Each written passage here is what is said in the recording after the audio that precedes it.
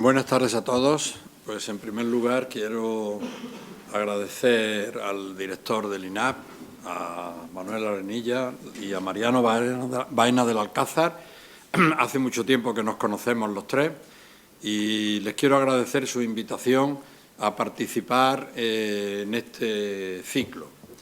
Es una invitación de la que no sé si será fácil salir airoso, porque el ciclo tiene un nivel alto y las preguntas que me han formulado en la entrevista anterior me demuestran que tienen una finalidad de enterarse de las cosas y de que ustedes se enteren de las cosas que hacemos algunos profesionales que más o menos permanecemos en silencio en nuestro despacho. Intentaré hablar poco y responder a sus preguntas. Yo prefiero siempre el diálogo a mi exposición oral. Prefiero por eso quedarme corto en la intervención y, si no hay preguntas, desarrollar algo y, por el contrario, tener tiempo para responder a sus preguntas, aquellas a las que pueda responder. A mi edad carezco de complejos académicos en ese sentido y cuando no sé una cosa, pues simplemente no la sé. Posiblemente a ustedes les ha extrañado el escuchar al profesor Arenilla, el que escribo de historia. Y además los únicos premios que me han dado en mi vida siempre han estado vinculados a trabajos de historia. Bueno, con un larguísimo paréntesis. Escribí en los años 70 y luego, hasta que no me ha llegado la tranquila posición de profesor senior en mi universidad, que es una universidad que tenía o que tiene ese estatus a partir de los 65 años, y ahora la tranquila posición de mérito, no he podido volver a la historia, pero no he dejado nunca de leer y de imaginar el esquema de unos cuantos trabajos que aún tengo pendientes sobre temas de historia. ¿Por qué aludo a esto? Por una razón muy simple. Les voy a decir a ustedes a qué se debe, aparte de alguna predisposición genética. Simplemente he defendido mi salud mental y descubrí que era un antídoto maravilloso contra la inquietud que me ha causado siempre el derecho tributario y la financiación del sector público. ¿Por qué? Porque son terrenos movedizos absolutamente. Cambian continuamente, y no solo cambian las normas técnicas, el ordenamiento jurídico, sino las perspectivas políticas y las valoraciones económicas. De modo que es un terreno pantanoso, pero pertenezco a esa fauna que se siente profesionalmente bien en un terreno pantanoso, pero de ella no se sale indemne. Así que de vez en cuando yo les recomiendo a mis alumnos, o les recomendaba cuando daba clase todos los días, que no se esfuercen mucho en el estudio de las normas fiscales, que no se esfuercen mucho, que lean teoría general y que lean a los clásicos y que convivan dignamente contra las normas fiscales y las normas de gasto público mientras tanto las derogan. Una convivencia honesta, una convivencia pacífica, pero nada de entregarle la vida. Hay que entregarle la vida a conocimientos más relevantes, de más altura, desde las cuales además poder enjuiciar esas normas. Y del terreno pantanoso en que todo se mueve, empecé por refugiarme en el terreno de los documentos históricos, donde nada se mueve, donde ya nada se puede mover, salvo las interpretaciones. Por tanto, no hay nada que me estabilice emocional y psicológicamente más que pasarme una mañana en la Sala Cervantes de la Biblioteca Nacional, en el Archivo del Congreso de los Diputados, en la Biblioteca del Senado, en la Biblioteca de la Academia de la Historia, por citarles las que frecuento con más asiduidad. Siempre para estudiar temas de Hacienda. Deo volente, me quedan unas cuantas cosas que escribir en esa materia.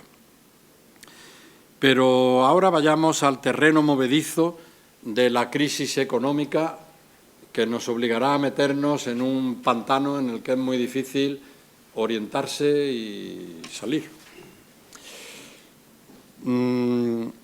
de la crisis económica y de sus efectos en la financiación del sector público, que es lo que a mí me interesa. La crisis económica en el 2008 en todo el mundo, y en particular en España, empezó por una crisis financiera.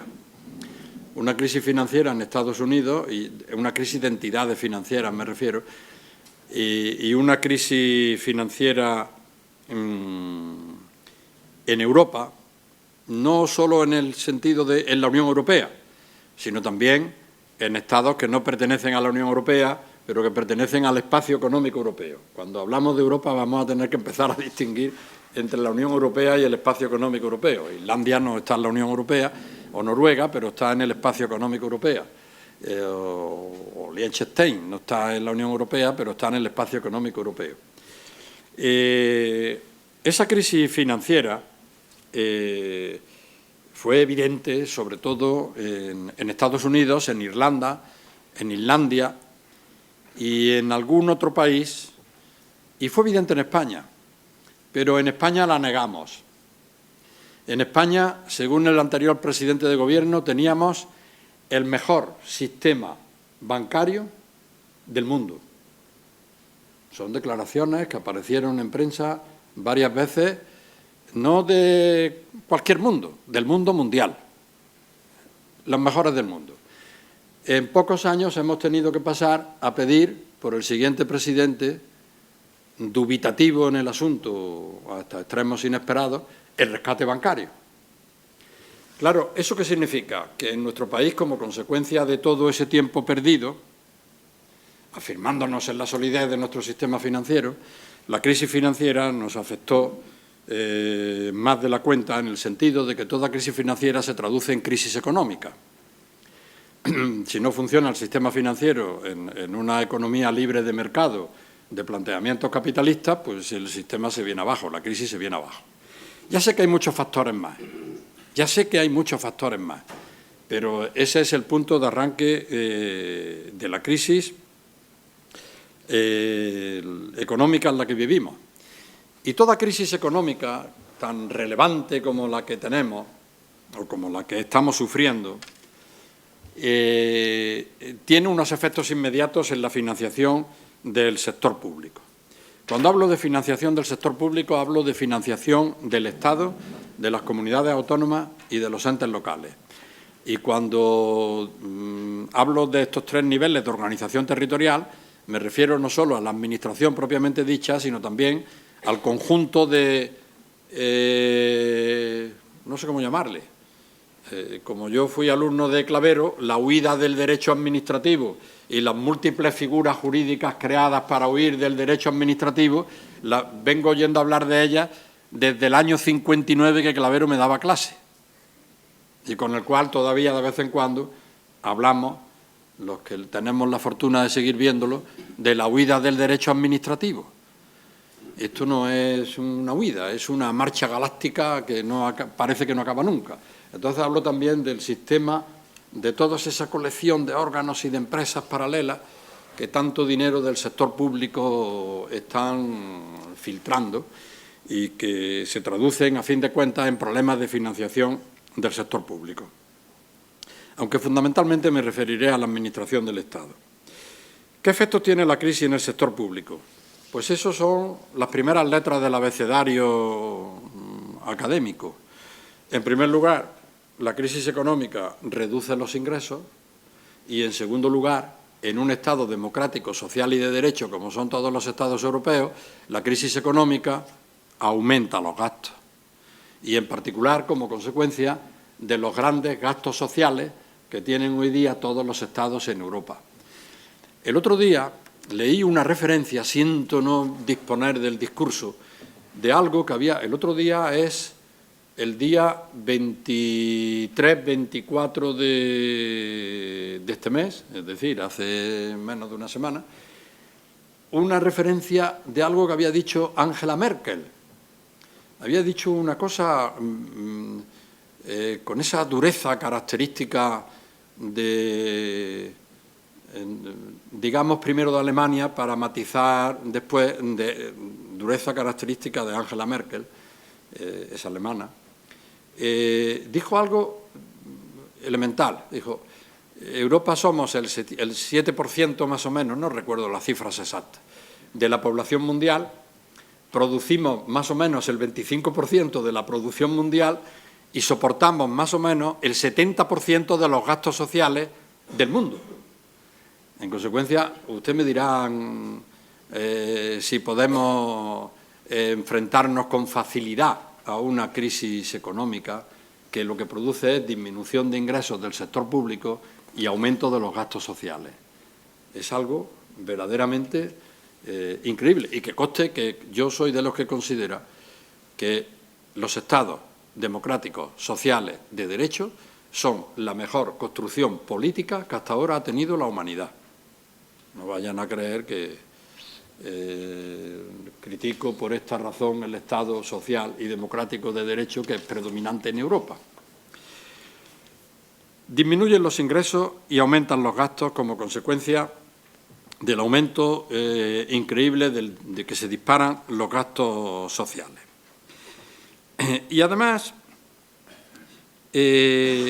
aquí también nosotros hemos acentuado nuestra propia crisis, porque hemos hecho algo que también es indiscutible. No hemos hecho bien las opciones políticas de gasto. En la última década hemos realizado una serie de gastos públicos que no se han traducido en inversiones que aumenten nuestra competitividad, ni nuestra productividad, ni la satisfacción de las necesidades públicas y, por el contrario, se han llevado muchos miles de millones de euros, no se sabe bien dónde. ¿Recuerdan ustedes el Plan España, que se llevó entre 10 y 12.000 millones de euros para que los ayuntamientos hicieran polideportivos que no necesitaban, rehicieran las aceras, organizaran la piscina, etcétera? ¿Saben ustedes cuántos aeropuertos hay sin utilizar en nuestro país? Ha salido recientemente la noticia de que en uno de ellos se están entrenando los pilotos de Fórmula 1 porque no despegan aviones. Es insólito.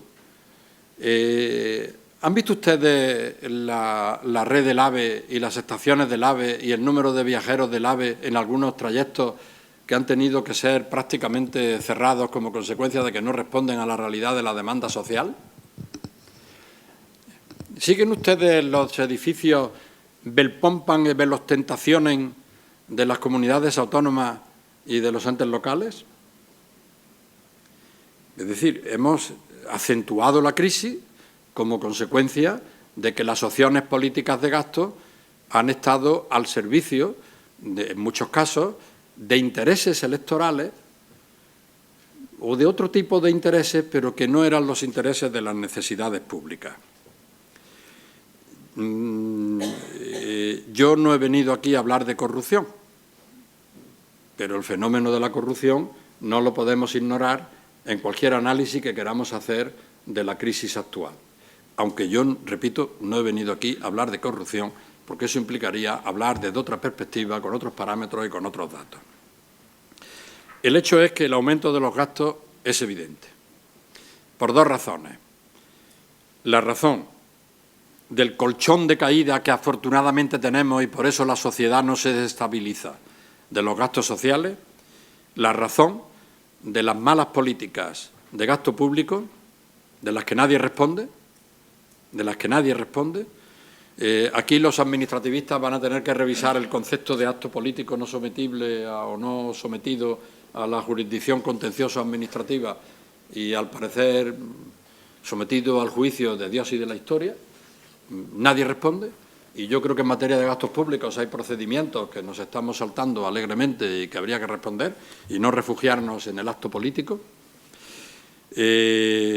Y como consecuencia también de que la crisis tiene otro tipo de gasto, tiene otro tipo de aumento de gasto, aunque está relacionado con los ingresos, pero que se repercute en aumento de gastos. Incremento del costo de la deuda. Ustedes lo saben porque la prima de riesgo se nos ha convertido en un elemento familiar de las conversaciones de cada día. La deuda pública cubre la financiación pública cuando los tributos no son suficientes, Pero hay un pequeño problema. La deuda pública hay que pagar los intereses. La deuda pública en España actualmente está algo por encima de los 800.000 millones de euros. Es decir, estamos casi acercándonos al 80% del Producto Interior Bruto. Algunas veces nos dicen, Alemania tiene algo más, pero esa pregunta tiene trampa, porque la pregunta es, ¿a qué tipo de interés? Porque, claro, el problema es que nosotros, yo todavía no me he enterado a qué tipo de interés medio tenemos la deuda, pero debe andar en torno al 5, y ahí hay que distinguir en deuda a corto y deuda a largo. Debe andar en torno al 5, cuando Alemania en los últimos años la puede tener a una media del 1, del 1,1 o algo así por el estilo. Grecia no le quiero decir a qué nivel la tiene, o Italia. Pero Francia y Holanda la tienen más bajo que nosotros, Inglaterra la tiene más bajo que nosotros, y Dinamarca la tiene más bajo que nosotros. Portugal la tiene muy alta también, más alta que nosotros. De modo que el otro gasto que provoca la crisis es, oiga, que hay que pedir dinero y que el dinero está en función de una serie de parámetros internacionales que se miden en relación con la prima de riesgo, y tal como usted tiene la prima de riesgo, pues la tiene usted altísima. Afortunadamente, en las últimas semanas nos ha dado un respiro. La reducción de ingresos es absolutamente elemental. Si no hay actividad económica, no hay ingresos. En primer lugar, baja el IVA porque baja la demanda de bienes de consumo, y en segundo lugar, baja renta porque bajan las remuneraciones. Y si baja renta y baja el IVA, y a eso se une que bajan los impuestos especiales por la misma razón, aunque los impuestos especiales son más resistentes, porque los coches son los coches y el tabaco y la bebida, el alcohol es el tabaco y la bebida, a lo que es muy difícil renunciar, sobre todo en los países mediterráneos, y por tanto tiene un comportamiento extrañamente más estabilizador. Pues baja también sociedades. Por tanto, si baja el IVA, en la recaudación me refiero, en términos relativos, a pesar de la enorme subida del tipo, porque claro, si el tipo ha subido en términos absolutos crece, pero en términos relativos no. Baja renta y baja sociedades, pues nos falta dinero. ¿Eso qué significa? Significa déficit. Si aumento los ingresos, si disminuyo los ingresos y aumento los gastos, tengo déficit. ¿Qué se hace cuando hay déficit? Pues lo tradicional cuando hay déficit es huir para adelante, en el sentido de el tiempo lo arreglará. Y es verdad, el tiempo lo arregla prácticamente todo, aunque a veces hay que tener paciencia geológica, porque el periodo es superior. Yo tengo la certeza de que si ustedes se compran una buena parcela en el Sáhara, al final esa parcela resultará rentable, pero posiblemente haya que esperar una era geológica, entonces cambiará, se desertizará Europa y habrá un oasis en el Sáhara. Pero habrá que esperar y claro, eso no es el tema con el que nos tenemos que enfrentar, o la perspectiva con la que tenemos que enfrentar a la tesis. ¿Qué significaba huida para adelante? Pues mire usted, busquemos más deuda, financiémonos con deuda, mientras tanto esto se reactiva y esperemos un milagro económico. Esos milagros económicos a lo largo de la historia se han producido muchas veces. Si encontráramos petróleo no tendríamos ese problema. Si la máquina del tiempo nos permitiera que Hernán Cortés volviera a México y nos mandara el oro, y Pizarro a Perú y nos mandara el oro, tampoco tendríamos problema. Si por el contrario la máquina del tiempo se fuera para adelante y los astronautas desde la galaxia no sé qué nos mandaran metales que pudiéramos vender al resto del mundo, tampoco tendríamos ese problema. Pero Orwell tuvo mucha imaginación, pero poco sentido práctico para inventar la máquina del tiempo. Por tanto, aquí no se va a producir ese tipo de milagro económico. Ni tenemos petróleo, bueno, esperemos, pidamos a Dios que esas excavaciones o prospecciones cerca de Canarias nos den algún resultado. A Inglaterra la sacó del apuro, el petróleo del Mar del Norte. O sea, que no crean ustedes que estoy hablando así de una cosa académica fuera de la realidad. Huir para adelante significa el factor tiempo, el factor tiempo. ¿Y qué otra forma hemos salido de la crisis combinada con huir para adelante? Devaluación de la moneda. Devaluamos y exportaremos, y vendrán muchos turistas, porque hemos devaluado. Entonces nosotros hemos tirado para adelante desde el año 59 con devaluaciones y con endeudamiento. Y digo el año 59 porque el año 59 fue el plan de estabilización. ¿Qué ha pasado ahora en esta crisis? Mi querido amigo, estamos en Europa. Y entonces no podemos devaluar porque nuestra moneda común es el euro. Y no podemos esperar. No podemos huir adelante porque Europa, desde los criterios de Maastricht, nos ha marcado el volumen máximo de nuestra deuda situado utópicamente en el 60% del Producto Interior, utópicamente, el volumen máximo de nuestro déficit situado utópicamente en el 3% del Producto Interior Bruto. Por supuesto, no podemos cumplir, ni uno ni otro, y nos lo ha exigido. Dicen, o cumples estos requisitos o tendremos que tomar algún tipo de medidas. Aquí habría que abrir un paréntesis, ponerse algo aflamencado delante de los europeos y decirle ¿qué medidas?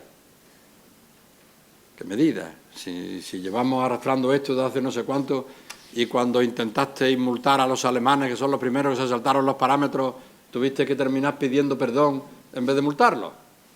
Por recordar alguna cosa. Pero Europa nos ha dicho, así no podemos seguir. Ustedes tienen que controlar. Ni devalúan ni esperan. Ya. Entonces hay que romper el círculo vicioso. Y para romper el círculo vicioso, ¿qué tenemos que hacer? Pues tenemos que disminuir los gastos y tenemos que incrementar los ingresos. Así de simple. Cuando se hace el presupuesto del año 2013, que se acaba de aprobar en las Cortes hace una semana, el déficit no financiero de la Administración Central del Estado, confesado en los presupuestos que tengo aquí, fotocopia, es de 38.000 millones de euros. Es decir, de 3,8 puntos del Producto Interior Bruto, porque un punto del Producto Interior Bruto equivale en el momento actual a unos 10.000 millones de euros largos, 10.050 millones de euros. Luego, entonces, 38.000 millones de euros son 3,5 puntos del Producto Interior Bruto. 38.000 millones de euros es muchísimo dinero.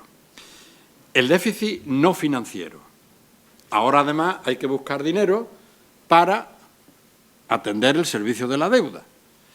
Y hace unos días, cuando se hace el plan de deuda que se quiere emitir durante el año 2013, se nos dice, en unos datos que pasan bastante desapercibidos en el país, lo cual significa que el país también es general lo de la búsqueda de mecanismos para defender su salud mental.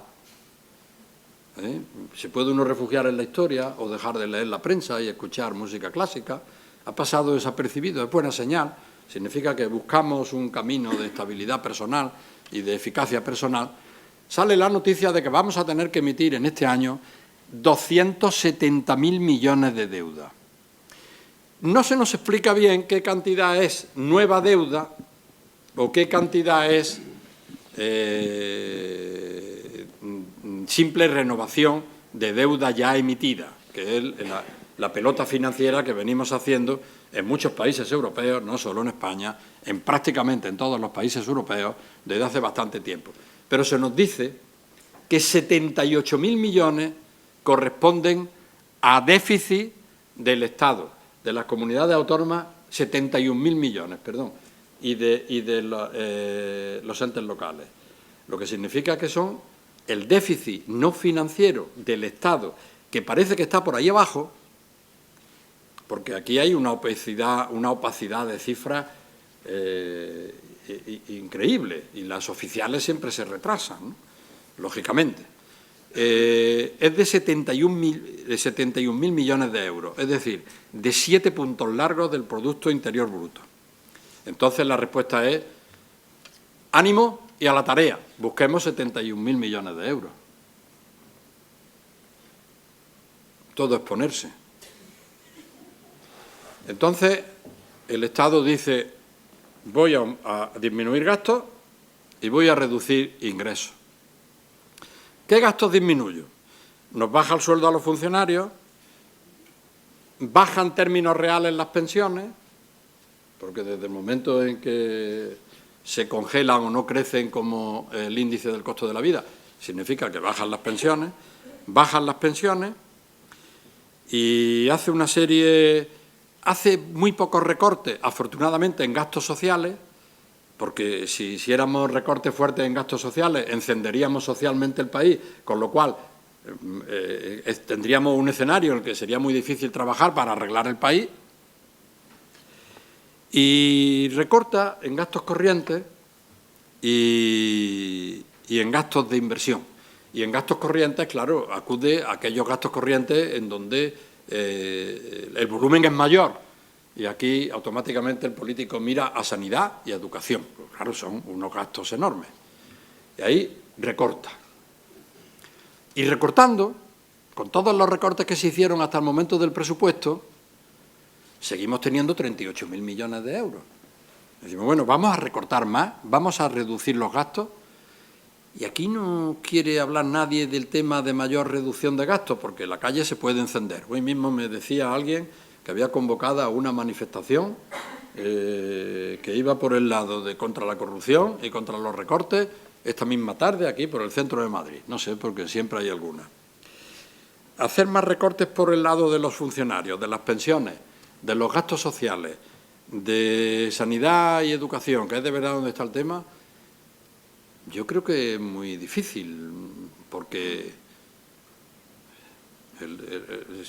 los problemas sociales están ahí, de modo que no parece que por el lado de los recortes sociales que hasta ahora hemos venido haciendo vayamos a encontrar 38.000 millones. Entonces nos vamos al lado de los ingresos y decimos, vamos a buscarlos. Y empezamos a hablar de la lucha contra el fraude. Aquí lo que hay que hacer es luchar contra el fraude. ¿Quién puede decir que no se luche contra el fraude? Salvo los defraudadores. Eso tenemos que estar todos de acuerdo, en que hay que luchar contra el fraude. Pero entonces conviene preguntar y decir, ¿cuánto podemos sacar de la lucha contra el fraude? Y ustedes ponen a la Hacienda de Agencia Estatal, a la Agencia Estatal de Administración Tributaria, que es donde está de verdad la lucha contra el fraude, porque es donde están los grandes tributos. Las comunidades autónomas viven de transferencias y lo único que controlan son sucesiones y transmisiones patrimoniales. Sucesiones no se ha venido abajo, pero muchas comunidades es que no se cobra, por ejemplo en Madrid. Y transmisiones patrimoniales se ha venido abajo como consecuencia de la crisis económica y de la crisis inmobiliaria, y tampoco tienen prácticamente nada que hacer. Y en cuanto a los ayuntamientos, ahí andan arrastrando valores catastrales, que además es un impuesto que también tiene mucho que decir la Hacienda Central, y los vehículos, pero aquí lo importante está de verdad la agencia estatal. Ustedes pueden, si quieren, quitarle el sueño a los inspectores de Hacienda. Pueden obligarlos a trabajar 20 horas al día a los inspectores de Hacienda. La experiencia nos dice que la lucha contra el fraude a corto y a medio plazo es muy difícil que llegue a los 10.000 millones de euros. Esa es la realidad. Esos son los datos que dan los de la agencia. Cuando decimos la agencia no tiene medios suficientes, pues es verdad que no tiene medios suficientes. La agencia es una administración eficaz. Lo que pasa es que la lucha contra el fraude no es un huevo que se echa a freír. Entre otras cosas porque cuando hay lucha contra el fraude hay procedimientos administrativos y luego vienen procedimientos judiciales. Y ahí hemos topado con algo que es mucho más resistente que la tradicional afirmación cervantina. No hemos topado con la Iglesia, hemos topado con la justicia. Y entonces, pues, ¿qué tiempo tiene que pasar desde que hay una actuación inspectora hasta que hay un acto firme? Es verdad que se pueden tomar medidas cautelares y que precisamente ha sido una de las grandes reformas, pero hasta que de verdad hay un acto firme, ¿qué tiempo puede pasar? Pues yo no me atrevo a decir tiempo medio, pero en los grandes temas que son los que darían dinero, que van al económico administrativo central y luego van a la audiencia y luego van al Supremo en casación, y en cuanto uno se descuida los tiene, desde luego menos de 10, 12 años es prácticamente imposible, Pues si vamos a creer que la lucha contra el fraude significa que convertimos a los inspectores de Hacienda en el sheriff de Nottingham, con procedimientos recaudatorios expeditivos. No, estamos en un Estado de Derecho. Por tanto, luchemos contra el fraude y conseguimos, vamos a poner que consigamos 10.000 millones de euros.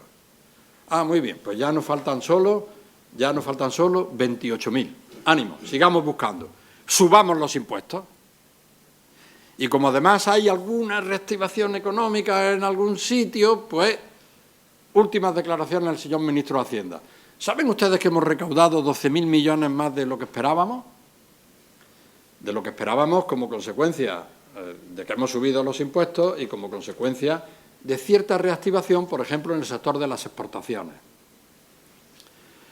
Luego, entonces, concedamos que este año podemos conseguir otros 12.000 millones de pesetas, de euros. Ya no nos faltan 28.000, ya no nos faltan nada más que 16.000 millones de euros. Pero es que además, si crece el déficit de las comunidades autónomas y los entes locales, como nosotros lo que hacemos es transferencias, Cataluña acaba de pedir el rescate. Es el gallo que más cacarea, es el gallo al que le faltan más plumas. Es el primero en deuda pública y el que ha tenido que pedir ya 9.000 millones porque no puede con lo que tiene. En consecuencia, ya es más dinero. ¿De dónde lo sacamos? Subamos los impuestos. ¿Usted puede subir los impuestos hasta la cantidad que se necesita? No, evidentemente no. Los impuestos no son eternamente elásticos. Va usted a provocar la misma reacción social que si recorta los gastos sociales y los gastos en determinadas actividades, con lo cual le va a ser imposible gobernar con la tranquilidad que se requiere para sacar el país adelante. Usted no puede seguir subiendo impuestos. Es más, en el país hay la visión de que esto lo puede arreglar el Ministerio de Hacienda, y yo veo que el Ministerio de Hacienda e incluso muchos responsables de la Hacienda se están dejando llevar por ese planteamiento, con lo cual han caído en la trampa de su propia importancia. Se cree que lo van a arreglar. ¿Pero cómo lo van a arreglar? Si no pueden subirse los impuestos hasta esos niveles, ni el fraude puede producir esa rentabilidad. En el presupuesto de este año, alguien ha colado un cuadro, que yo creo que no se han dado cuenta de la significación política, que es también una genialidad. Dice, esto lo vamos a arreglar porque ya lo vamos a arreglar en el 2013. ¿Cómo vamos a actuar? Y dice, pues por el ajuste de ingresos lo vamos a arreglar en un 0,56 del Producto Interior Bruto, del PIB, y por el lado de los gastos en un 0,77. Con lo cual sale que lo vamos a arreglar en un 1,33, con lo cual vamos a compensar nada más que una parte muy pequeña. Pero sobre todo, lo que no nos damos cuenta es que en la situación del país, nuestro tirón tendría que ser muchísimo más fuerte por el lado de los gastos que por el lado de los ingresos. Según unos cuantos cálculos que he escuchado a economistas sesudos, de estos que se hacen en las reuniones y no se publican porque la falta de pruebas es evidente, la falta de documentación actualizada es muy difícil. Si en ingresos hemos actuado por un 0,56, tendríamos que haber triplicado y actuar en más de un 1,5 por el lado de los gastos en lugar de por un 0,75. Es decir, en un 25%, en un 50% más. Tendríamos casi que haber triplicado. Entonces decimos, pues mire usted, como no podemos seguir por el lado de los gastos, de los ingresos, ¿podemos pasar a ver cómo ahorramos en los gastos? Y eso va de la mano de las inquietudes y de los problemas que plantean los escándalos de corrupción, de los cuales la prensa nos habla cada día, que no están vinculadas nunca a los ingresos. En el arca de la Agencia Estatal de Administración Tributaria nadie mete la mano, hasta ahora que se sepa. Están vinculados a las políticas de gasto y a las autorizaciones administrativas. Entonces, pues mire, no tendríamos que actuar por el lado de los gastos con unos criterios realistas y con unos criterios de saneamiento del país. Y entonces nunca falta en el país, nunca. Y lo más genial es que el último que he oído pontificando sobre el tema ha sido una autoridad política de la izquierda beligerante. Hay que subir los ingresos, hay que subir los tributos porque nuestra presión fiscal es baja. No tenemos la presión fiscal que tienen en los Estados europeos. Cuando alguien dice esto, una de dos. O no sabe lo que dice, o nos quiere ocultar lo que él piensa del gasto público y el temor que tiene del recorte del gasto público. ¿Por qué? Porque es verdad, pero es nada más que media verdad. Es nada más que una cara de la moneda. Ustedes se cogen las últimas tablas publicadas de presión fiscal en Europa, que son las que podemos comparar. Y decimos, ¿cuál es la presión fiscal de España? En el año 2010, que parece que es más o menos actualizada al 2012, con un incremento de aproximadamente un 10% más o menos. Pues la presión, según los datos oficiales, era en torno al 31%. Es decir, la bomba aspirante de Hacienda, de la Hacienda de todo tipo, incluidas las cotizaciones sociales, se lleva el 10% el 31% de lo que se produce. Y entonces uno dice, pues qué bien me siento, qué bien me encuentro. En Alemania es el 38%, en Dinamarca es el 47%, en Bélgica es el 43%, en Francia es el 42%, en Italia es el 42%, en Austria es el 42%, en Finlandia es el 42%. Nosotros el 31%. Pero bueno, qué maravilla de estructura política que decide la carga fiscal, que nos permite semejante desahogo. Nos deja en el 31%. Bueno, vamos a fijarnos en los países que tienen una presión fiscal bajísima. Letonia tiene el 27%, Lituania tiene el 27%, Rumanía tiene el 27%, Eslovenia tiene el 28%, Bulgaria tiene el 27%. Si ustedes razonaran, que no lo hacen, ni yo tampoco, ¿a qué esperan para irse a Bulgaria y a Rumanía?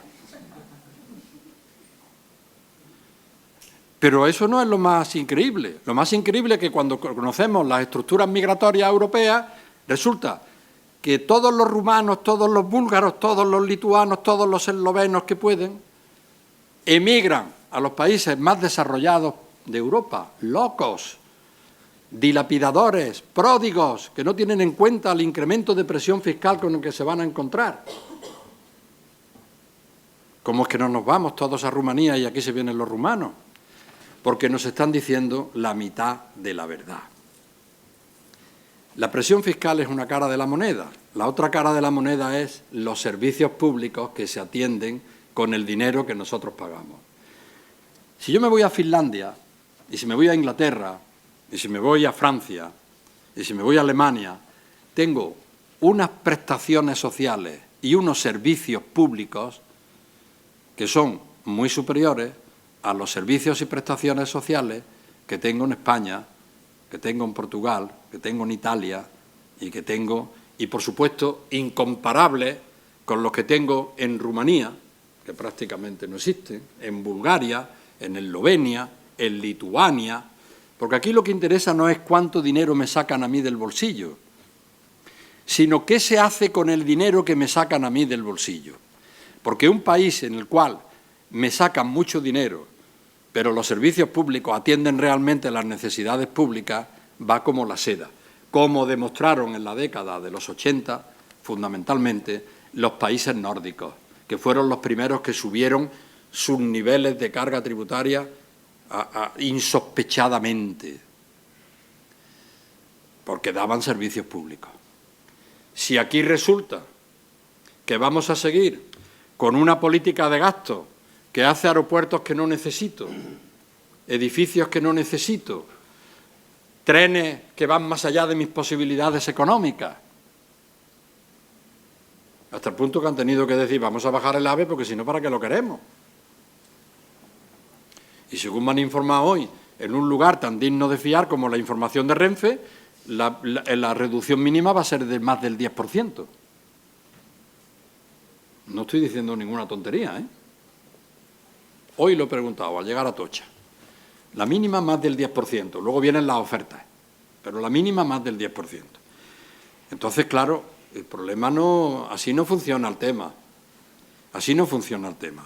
Luego, entonces, ¿por qué en lugar de hablarme usted de presión fiscal, no me habla usted de cambiar las opciones políticas de gasto público, acabar con las duplicaciones y triplicaciones de servicios y de controles, establecer una intervención del Estado sobre los gastos públicos, redefinir las competencias y en qué puede gastar? Se encuentra uno noticias sorprendentes que están en la prensa y que yo no estoy dispuesto a investigar. No sé si son verdad o son mentiras, pero titulares de hoy. Cataluña, que pide el rescate, financia 41 embajadas en los países extranjeros. Pero bueno, no quedamos en que las relaciones internacionales eran una competencia del Estado. ¿Usted qué hace financiando, entre comillas, embajadas o embajaditas? Otro titular de la prensa de hoy, no sé si son verdad o son mentiras. Presidente de Diputación con 123 asesores. En Andalucía tenemos uno con 49 asesores. Y le oí unas declaraciones en que el periodista le dice: dicen que ha nombrado usted 49 asesores que son los alcaldes de su partido que han perdido en las elecciones. Respuesta oída por mí del señor presidente de la Diputación. ¿Y quién mejor puede ser mi asesor que un alcalde que tiene experiencia de las necesidades municipales cuando la Diputación lo que hace es atender a las necesidades de los municipios? Y la ley me lo permite.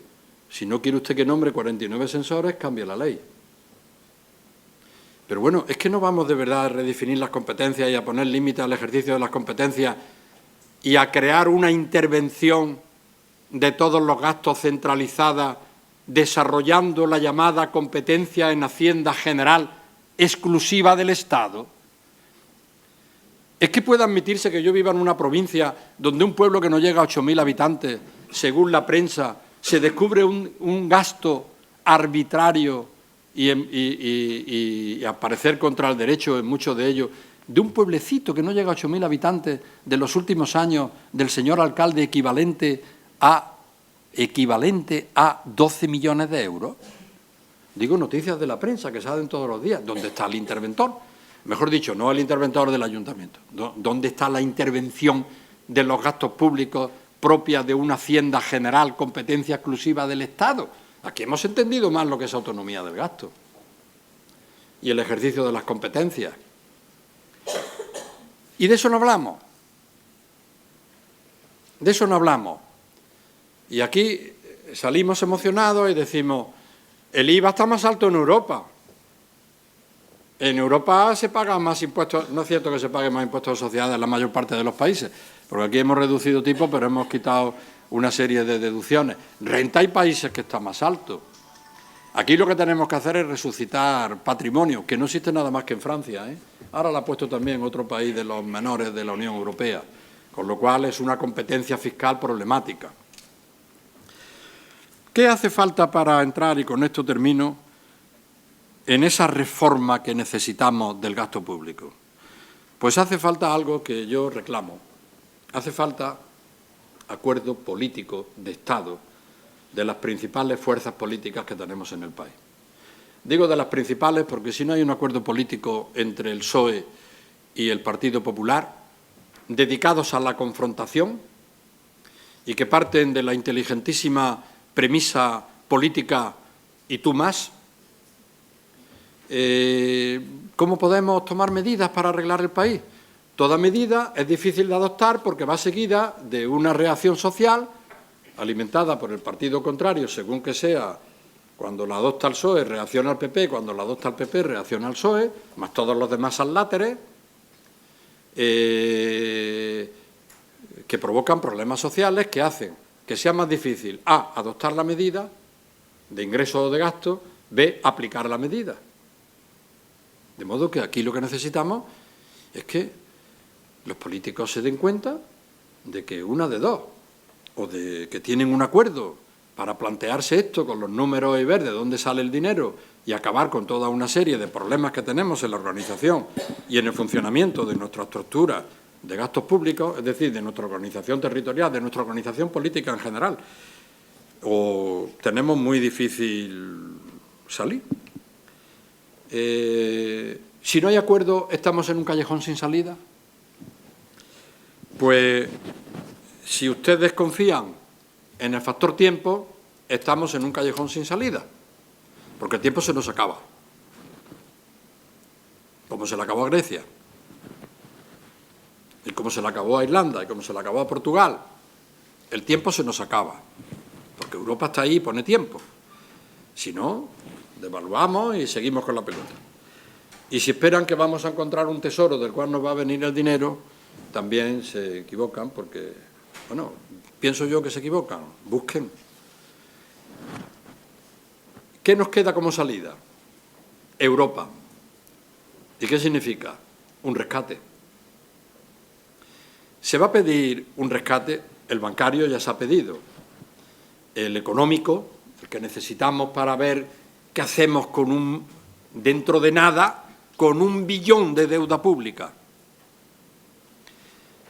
a alto costo. Otra comparación típica es, los Estados Unidos tienen mucho más deuda.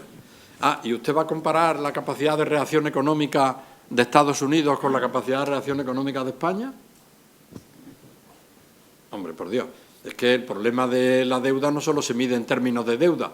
O es igual que usted deba 100.000 euros a que los deba yo o los deba usted. Dependerá de nuestros respectivos patrimonios, de nuestra respectiva capacidad de generar ingresos, de nuestra respectiva capacidad de trabajo, de nuestra salud, en términos de un país, de la salud social, en términos personales, de nuestra salud, porque a determinadas edades no nos lo va a prestar nadie si no tenemos el patrimonio. Por tanto, el problema del rescate es que decimos, bueno, pues sí, tendremos que acudir a Europa. ¿Vamos a pedirlo? Pues yo cada vez que oigo y leo hablar del rescate, veo que hay como una cortina de humo. Bueno, parece que no lo tenemos que pedir. La credibilidad de España ha bajado la prima de riesgo. Solo la tenemos en 360 puntos. Madre de Dios. Claro, estaba a 540 en verano y a 560 o no sé cuánto. Pues claro, si la tenemos a 320. Hemos hecho los deberes, estamos saliendo adelante. Mire, estamos saliendo adelante, pero nos faltan 71.000 millones de euros. Si empezamos a echarlo por deuda pública, emisiones de 270.000, con los tipos de intereses, pues entonces el problema es... Pedirlo tiene la ventaja de que nos permite solucionar el problema y si nos dan tiempo, podemos hacer lo posible por salir adelante. Si no vamos a pedir el rescate y usted me da tiempo y me deja con el déficit que tengo, incluso me deja aumentarlo, porque nos va a aumentar en el 2013, igual que no ha bajado en el 2012. No se sabe bien cuál va a ser el resultado final del 2012 en materia del déficit. Pues si usted me deja tiempo, y ahí Europa está dividida, parte de Europa dice tiempo no, y otra parte de Europa dice vamos a darle tiempo a esto porque si no le damos tiempo le tenemos que dar dinero. Evidentemente es mejor dar tiempo que dinero. Me tiene usted que dar una salida, o deme tiempo o deme dinero. Europa dice, no te doy dinero, porque entonces hay algunos líderes europeos que lo dicen, claro, es que si te doy dinero pierdo las elecciones. Porque es mucho lo que hay que dar, aunque tú me digas que me lo vas a devolver y me lo vas a devolver con intereses. Aquí hay mucho interés electoral oculto. Deme tiempo, es que no te puedo dar tiempo porque me estás perjudicando el euro. Y eso también tiene respuesta, ¿eh? Hay que ver, por lo visto, el daño que le hacemos a Alemania con nuestra estabilidad, inestabilidad. Hay que ver las castañas que le hemos sacado del fuego comprándole los Audi, los Mercedes y los electrodomésticos, ¿eh? Me parece que se les olvida a los alemanes de vez en cuando, ¿eh? Entonces, estamos ahí, el Estado dice, sí, pero es que tiene una fase negativa, tiene un aspecto negativo. dudamos de la credibilidad al pedir el rescate. Entonces, si dudamos de nuestra propia credibilidad de salir adelante, nos perjudicamos más todavía en la deuda y nos perjudicamos más en la confianza del inversor exterior. Como yo no tengo que tomar la decisión, ni tengo los últimos datos de determinados movimientos que son fundamentales para tomar esa decisión, pues yo no sé lo que pensar. Pero, evidentemente, o alguien nos explica los datos ciertos y los mecanismos de salida que no pueden ser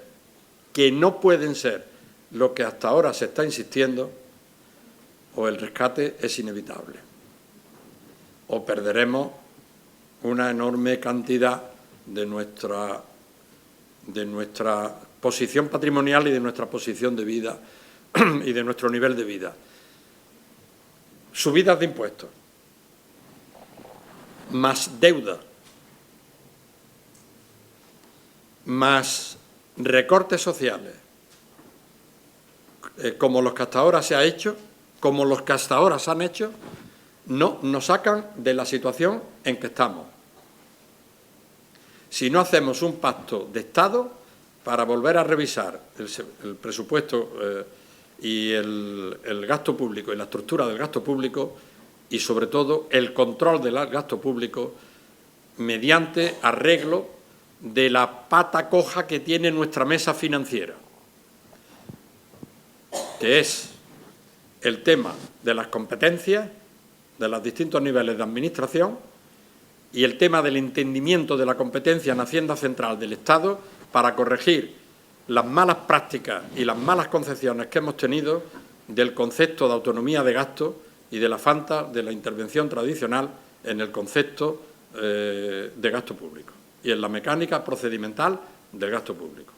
Pueden ustedes ir pidiendo la palabra, a ver qué plantean a nuestro conferenciante tan ilustre y claro. El señor, por favor, el señor. Sí, muchas gracias, profesor, por su conferencia tan estimulante y tan llena de contenido. Son tantos que es difícil concretar algunas de las cosas, ciertamente, en algunos casos, que provocan el debate, ¿no? Así que yo me limitaré a 3 comentarios para que usted pueda hacer a su vez lo que estime oportuno, ¿no? Pero claro, al buscar la piedra filosofal para la fuente de financiación del gasto público en las administraciones españolas, nos encontramos ciertamente con esos cuellos de botella que usted ha citado. Algunos de los temas merecerían alguna exploración un poquito más detallada, no por su parte, sino por el conjunto de la investigación. Por ejemplo, las que se refieren a las llamadas duplicidades. Ahora hay una tendencia absolutamente generalizada a señalar con el dedo las duplicidades en las que incurren las administraciones territoriales. Bien, en algún caso tales duplicidades derivan de que cuando se hicieron los traspasos de funciones y servicios a las comunidades autónomas se hicieron en una marcada situación de déficit presupuestario. El ejemplo seguramente más sobresaliente son las transferencias del INSalud a las comunidades autónomas.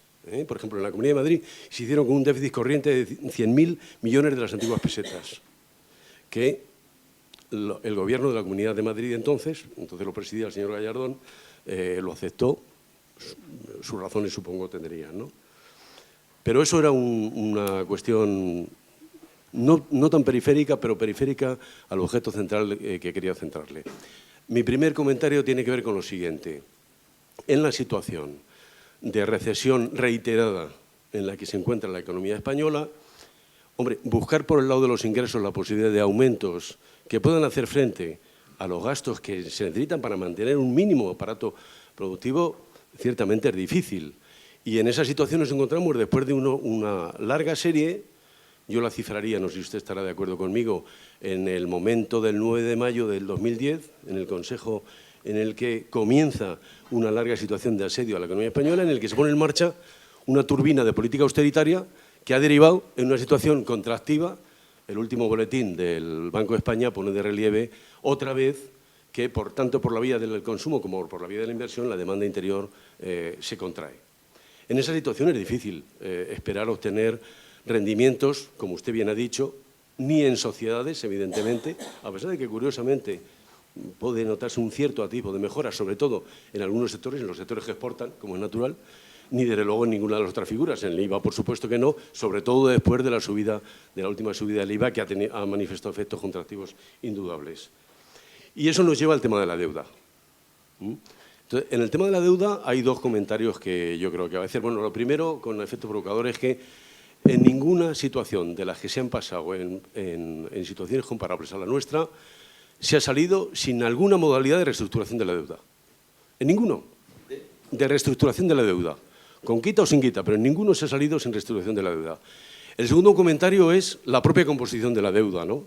Claro, la composición de la deuda, he leído recientemente un informe de un interventor que se pregunta sobre la legitimidad de la composición de la deuda, teniendo en cuenta que una parte muy importante de ella ha ido destinada a las sucesivas operaciones de salvataje financiero. Después de aprobarse el rescate, recordarán como aquellos titubeos, tanto del presidente del Gobierno como del ministro de Economía, que no se sabía si iba a cargar. Bueno, evidentemente ahora ya todos sabemos que va a cargar, tanto por la vía de los gastos financieros como por la propia amortización del principal, ¿no? Así que en algún momento habrá que plantear eso. Si unimos estos dos comentarios, el comentario respecto a la imposibilidad de políticas contracíclicas, que se ha derivado además de la consolidación realizada en la propia Constitución como consecuencia de la modificación del 135, si unimos eso con los límites que nos plantea una deuda que está situada en los límites angustiosos que está usted diciendo, realmente la situación es muy difícil de abordar. Es decir, no es posible que un sector público pueda detraer ingresos suficientes si no le mete la mano directamente a una reactivación de la actividad económica que pueda alimentar una fuente de financiación. Y finalmente un comentario también de carácter periférico con lo de los servicios públicos. Profesor, es cierto lo que usted dice respecto a algunos países, pero no lo es tanto, por ejemplo, en otros. Por ejemplo, en el Reino Unido, determinados servicios, yo creo que, para poner un ejemplo, en España y en Madrid gozamos de unos servicios públicos de transporte de cercanía muy superiores a los que gozan en muchas capitales de Europa, de la propia Unión Europea.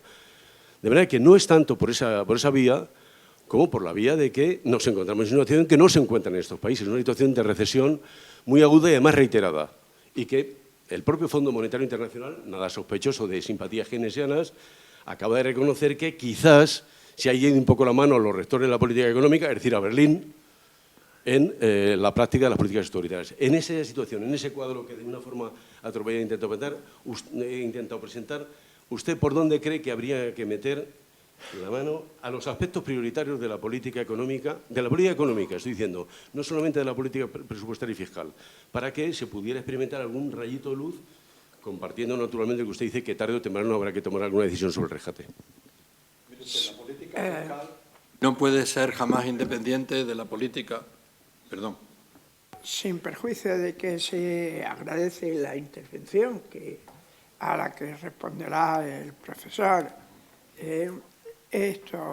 por favor, en las cuestiones siguientes, procuren ustedes autolimitarse y ser breves y concretos. Esto no es una crítica al preguntante, porque se pueden adivinar sus concreciones en la exposición que ha hecho, pero para la buena marcha general del diálogo. Adelante, profesor Lázaro. Gracias. La política económica, le decía...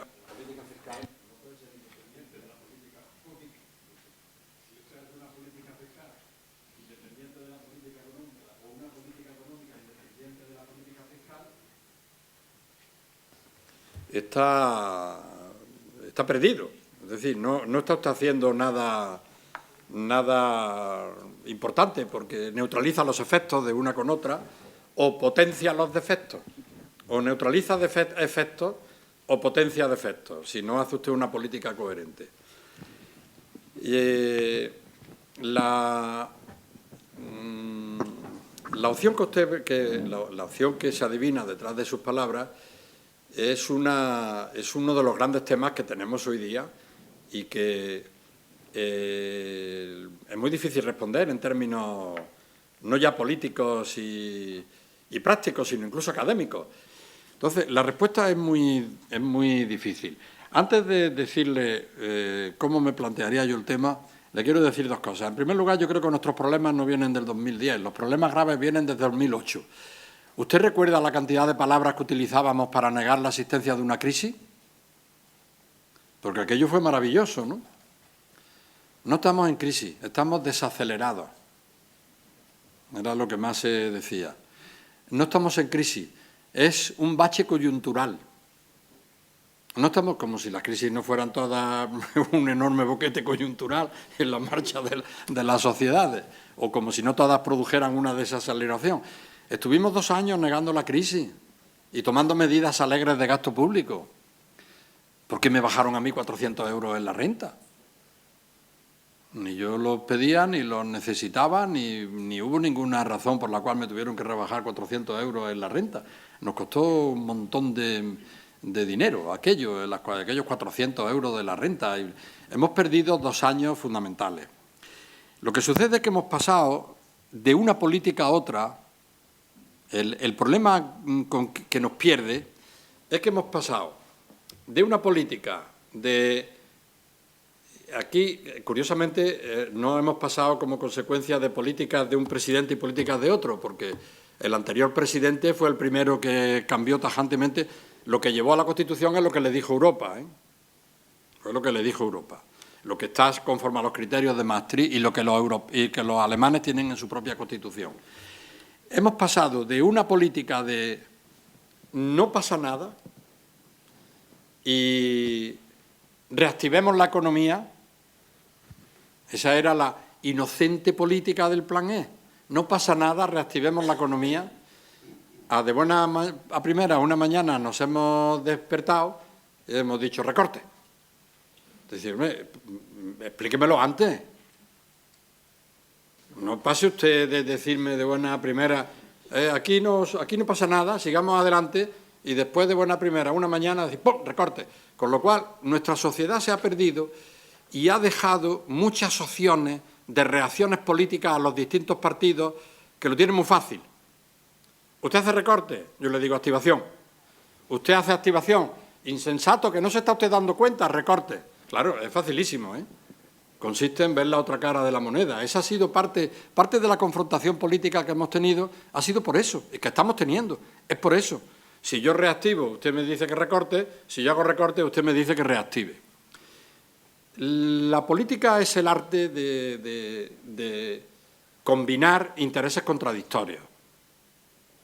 Y el problema grave que tienen los temas de Hacienda, yo de esto estoy convencido hace muchísimo tiempo, porque entre otras cosas, la primera vez que tuve que asumir responsabilidades de decir opiniones sobre actuaciones en el Ministerio de Hacienda como asesor del ministro fue en el año 81, que eso usted, hace ya 33 años, la primera vez que no, al margen de los libros le preguntan a uno, oiga, su opinión, ¿qué hacemos? Yo siempre he pensado que el problema es que en Hacienda hay que hacerlo todo al mismo tiempo.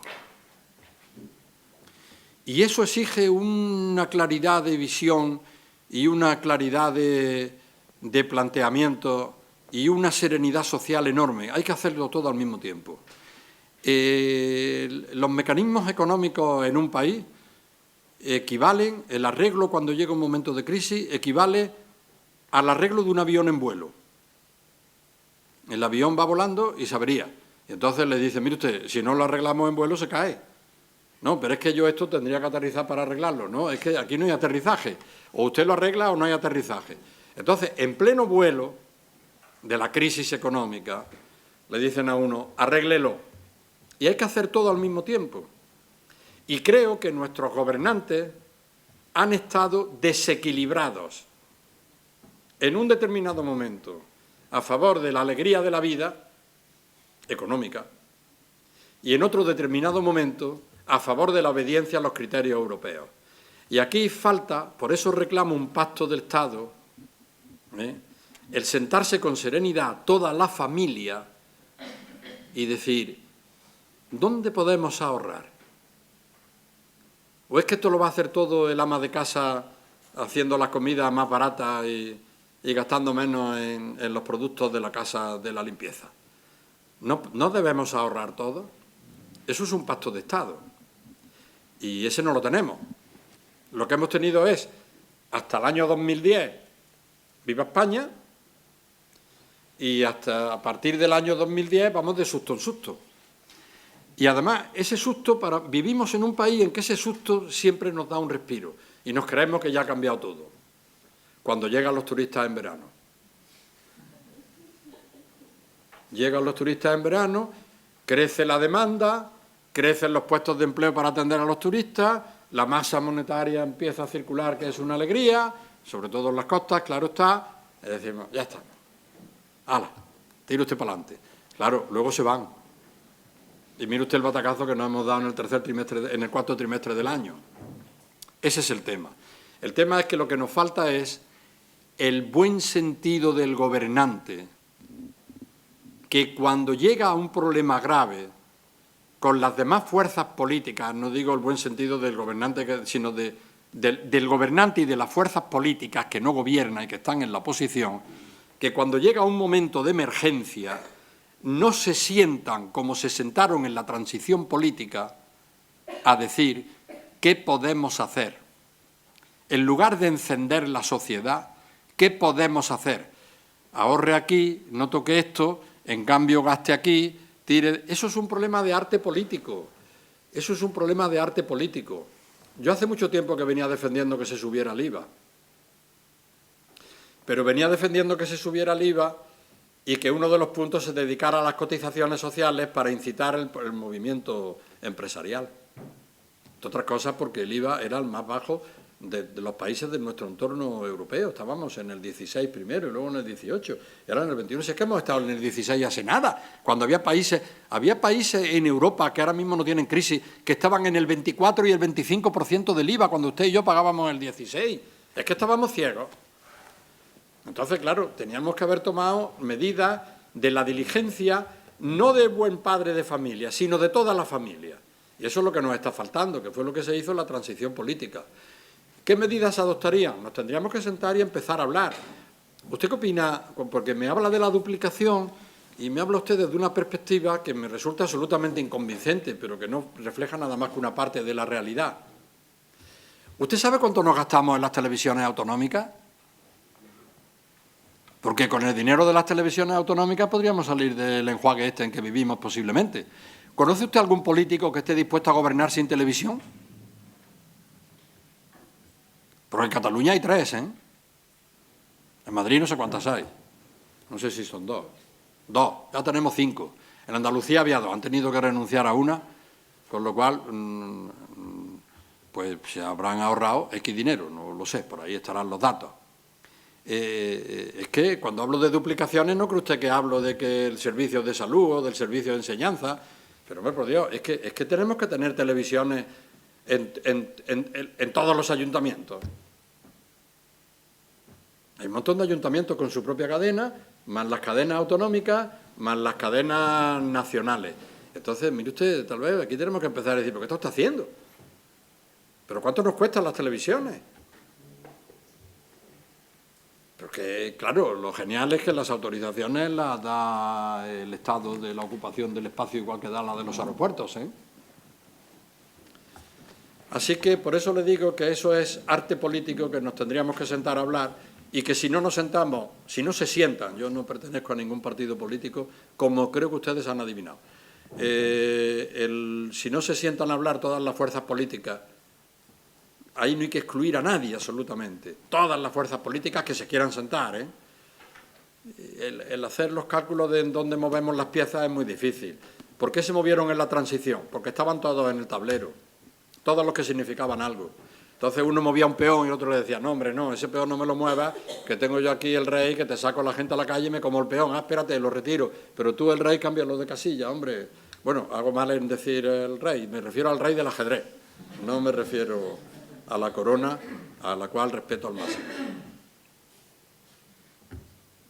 Buenas tardes. Sí. ¿Alguna otra intervención? Sí, tenía. El señor había pedido la palabra primero. En los dos señores, el señor primero. Soy de la agencia tributaria, entonces, bueno, conozco algo del tema, creo. Aunque soy de la parte de informática.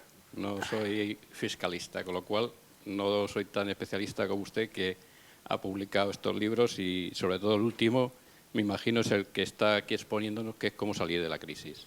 No lo digo bien. No, que me imagino que principalmente, aparte de su labor histórica de la Hacienda y cómo conseguir los ingresos, el último, me ha parecido entender que hablaba de cómo salir de la crisis, su último libro, ¿no? No, nosotros las últimas cosas que hemos hecho, yo como estoy en mérito me limito a dirigir equipos de investigación.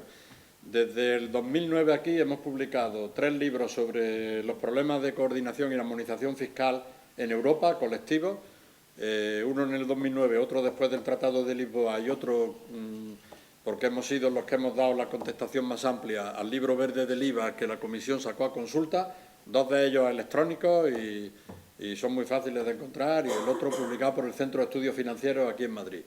Y son los últimos que hemos publicado, son libros todos vinculados a los temas europeos y algunos más que no me acuerdo. Perdón, entonces lo he entendido mal y centro el No, discurso. yo personalmente he publicado esos 2 libros de historia y ya tengo las cosas en el ordenador para empezar el tercero, pero bueno, esos son los ratos libres y de serenidad espiritual.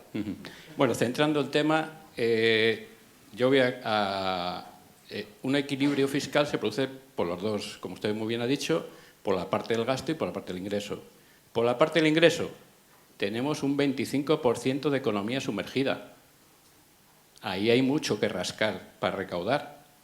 Hay mucho que rascar para recaudar. ¿O queremos seguir trabajando con economía sumergida? Le voy a decir a usted podemos lo normal, el estándar, si queremos parecernos al estándar, que yo creo que es lo que tenemos que ir al estándar europeo, creo que está alrededor del 12%, que es más o menos la tolerancia de cierta flexibilidad económica para que los costes administrativos no sean superiores a los costes de gestión tributaria. Entonces ahí hay un recorrido. Otro recorrido. Cuando estamos hablando de la presión fiscal, no es lo mismo la presión fiscal media, que se come 2 pollos, no se come, hay unos que están pagando mucho, la clase media está pagando mucho, y la clase alta está pagando muy poco. En sociedades, ¿qué se hizo? A las empresas cantidad de excepciones, que gracias a Dios ya se han reducido, y estamos recuperando lo que debería ser un estándar europeo en impuesto de sociedades. Con lo cual, del tema fiscal, mucho. Penalizaciones, que nos tomemos en serio esto de la fiscalidad.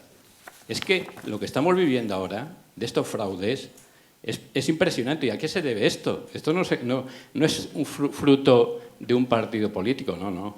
Esto ha sido una connivencia clara de las élites que han, de alguna forma, la legislación tributaria se ha dirigido a favorecer determinadas cosas. Tenemos ICAT, tenemos fondos de inversión que luego realmente no están aquí produciendo, que se les dan muchas facilidades y están cotizando muy poco. Es decir, que por la vía fiscal hay recorrido y creo que vamos en la buena línea de potenciar y tomarnos en serio esto de la lucha contra el fraude. Y por la vía del gasto usted lo ha dicho perfectamente y ahí sí que hay también mucho recorrido. Duplicidades, ser conscientes de una reforma de la administración pública del AGE, por ejemplo, que tenemos aquí que copiar el modelo autonómico, el tema, por ejemplo, recursos humanos y económico-financiero. ¿Qué hacen tantas subsecretarías gestionando tantos gastos TIC, tantos gastos de contratación? ¿Por qué no vamos a un modelo de contratación unificado, reducimos sus secretarías y personal que hay ahí excedente, dedicarlo precisamente a la lucha contra el fraude? En temas de una reorganización de personal. Y la parte positiva, el talento humano de los españoles. Es muy importante el talento humano de los españoles. Afortunadamente se ha invertido mucho en la universidad y la pena es que hemos reducido la inversión. Los huevos de oro, estamos matando los huevos de oro, es decir, en vez de potenciar la inversión, la estamos reduciendo la inversión. Con lo cual, en vez de crear país y apoyar a la economía, en vez de apoyar a la economía, a crear empresas del sector tecnológico, tecnología puntera que somos también, en el caso biomedicina, etcétera, etcétera, y los clústeres que se estaban creando alrededor de eso lo estamos reduciendo, estamos matando de huevos de oro. Con lo cual, sí que hay mucho que hacer y sobre todo remangarse. Yo creo que salimos de la crisis. Usted ha dicho muy bien que el tiempo, pero una proyección no de 2 años, no, una proyección de 10 años. Hay que hacer un plan a 10 años de país. Y eso... No tenemos 10 años. No, sí tenemos, si queremos empezar a hacer las cosas, porque Europa nos va a dar margen. Porque Europa nos va a dar margen. No puede quebrar España, porque si quebra España, quebra Europa. Con lo cual hay que jugar esa carta y por eso los alemanes no es que nos hayan dicho os dejamos un año. ¿Por qué?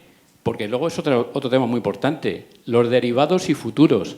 El sistema financiero globalizado es el problema principal que tienen los bancos alemanes. Los derivados y futuros en la banca española. Es que si con 20.000 millones de euros, a lo mejor tiene un agujero de 200.000 millones. Ruego Con a lo los cual, intervinientes que se autolimiten, sí, por favor. ese es un poco el tema que creo que efectivamente es un tema de pacto de Estado y de las organizaciones sindicales, de ponernos a remangar todos y a remar todos en la misma, que podemos salir porque tenemos capacidad y es un tema de convencimiento, pero hay que ponernos de acuerdo. Vamos a ver, yo creo que al final estamos diciendo lo mismo, porque justamente yo lo que reclamo es que haya un pacto de Estado para arreglar el tema. Sin embargo, tengo que hacerle a usted algunas precisiones desde mi punto de vista. Mire usted, lo digo yo que no soy inspector de Hacienda. El problema de la economía sumergida ningún país lo ha arreglado mandando inspectores de Hacienda. Ninguno. El intentar arreglar el problema de la economía sumergida con métodos represivos, como son los de la Inspección de Hacienda, en el sentido de que traiga usted para acá, le cobro el impuesto y además le multo, y le cobro además intereses de demora, ningún país lo ha arreglado por ahí.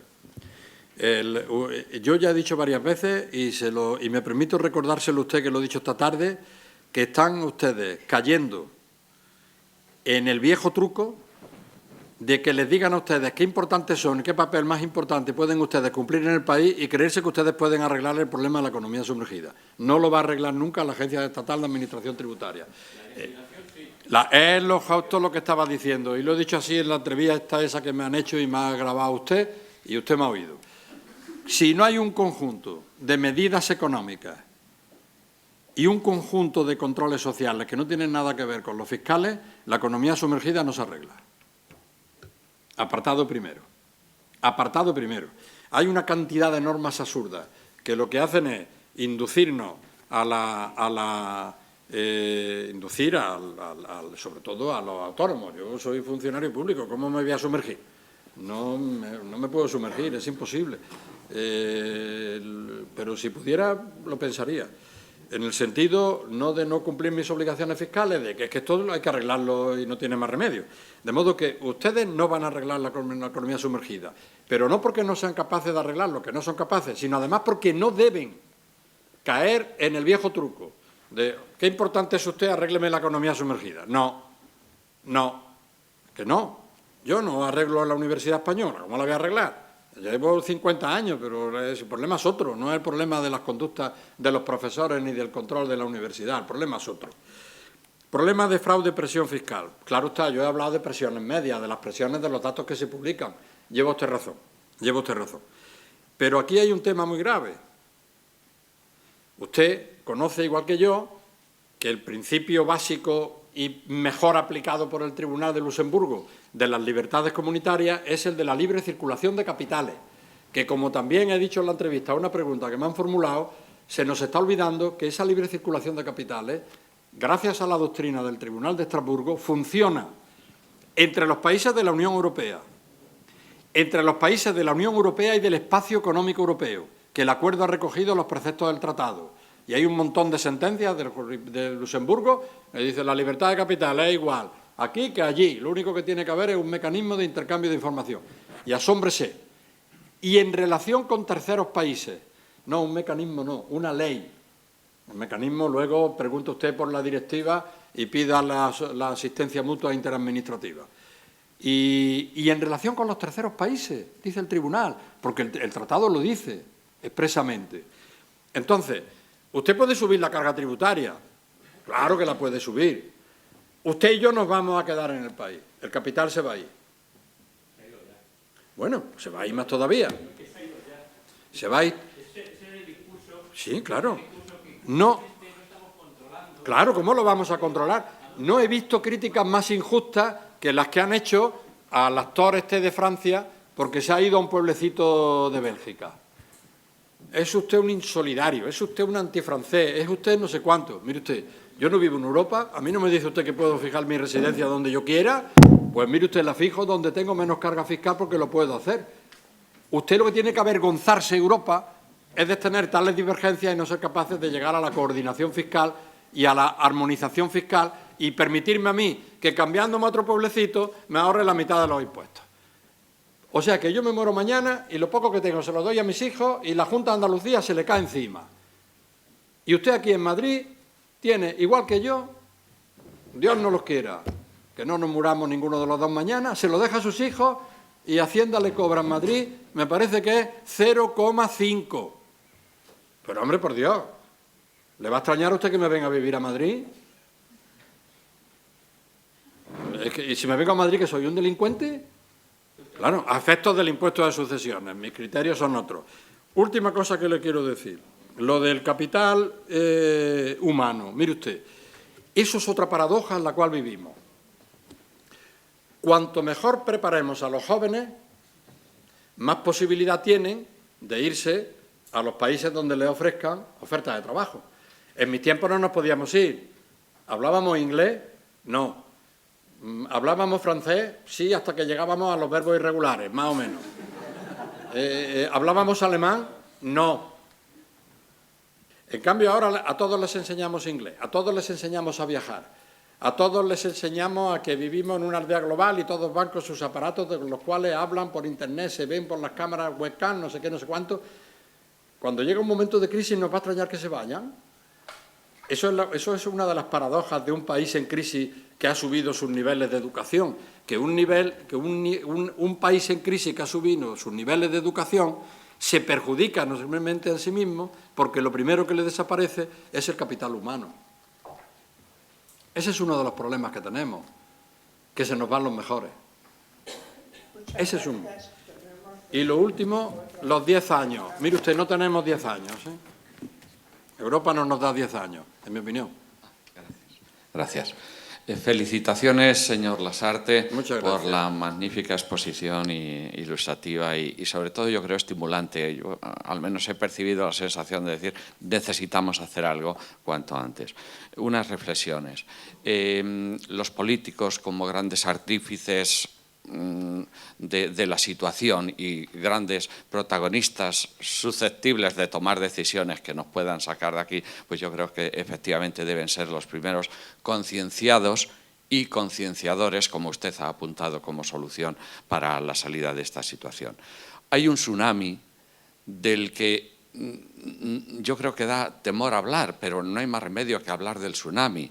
El tsunami es que este país, en sus épocas de opulencia inmobiliaria, ha sido capaz de desarrollar 18, 17 gobiernos autonómicos con su tamaño y su nivel de gasto.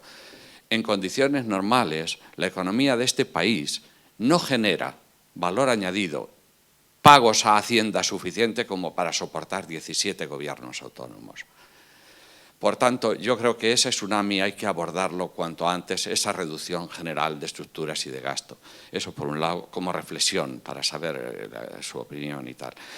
Y evidentemente la situación es tan dura y tan compleja y sobre todo esos 4, 5, 6 millones de personas que no llegan, que yo creo que somos un poco egoístas si no reaccionamos cuanto antes precisamente para tratar de echar una mano a ese colectivo más necesitado, independientemente de economía sumergida y de otras muchas cosas, efectivamente.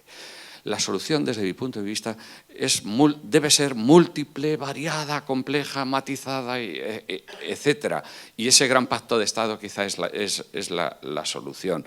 Pero por los gastos, reduciendo estructuras, y por los ingresos. En este país hay dos fuentes básicas de ingresos, que son el turismo, 58 millones de visitantes en el 2012, y las exportaciones del sector agroalimentario. Son las dos grandes, o las dos fuentes básicas. me he atrevido a publicar y a hacer llegar a algunas, algunas personas una propuesta de los dos grandes retos españoles para salir de la crisis. Uno de ellos, efectivamente, en base al turismo, y hemos tenido 58 millones de visitantes en este año, hay que generar no turistas, hay que generar prescriptores, que cada uno de los que vengan dejen dinero, se sientan encantados y además se lo digan a todos sus familiares, amigos y conocidos. ¿Para qué? Para incrementar nuestro nivel de ingresos y de visitantes. Eso por un lado. Deberíamos llegar a los 100 millones de visitantes en un horizonte no más allá del 2020 y ojalá las Olimpiadas, si es que llegamos. Por otro lado, la otra gran fuente de ingresos son las exportaciones del sector agroalimentario. Yo creo que, y así lo digo, España es un punto privilegiado en el planeta Tierra. Y tenemos multitud de activos y de talento y de capacidad para hacer cosas. Entonces, es factible incrementar las exportaciones agroalimentarias en un 50% yo diría sin grandes complicaciones. Y tenemos calidad de productos para hacerlo, etcétera, etcétera. Pero lo que es más importante es que la llamada ahora marca España es, yo creo, un gran elemento sinérgico para llevar adelante esta iniciativa. Por tanto, perdón, ya no me extiendo más, me gustaría saber un poco desde su cualificada perspectiva estas ideas, ¿cómo lo ve usted? Y yo hago una llamada al llamado pacto de Estado para que pongamos fuerzas en común y generemos sinergias. Gracias. Pues la sección del profesor Lasarte, una pregunta más porque el tiempo se nos va. Adelante. vamos a ver, le diría a usted, como le he dicho antes a usted, que estábamos de acuerdo.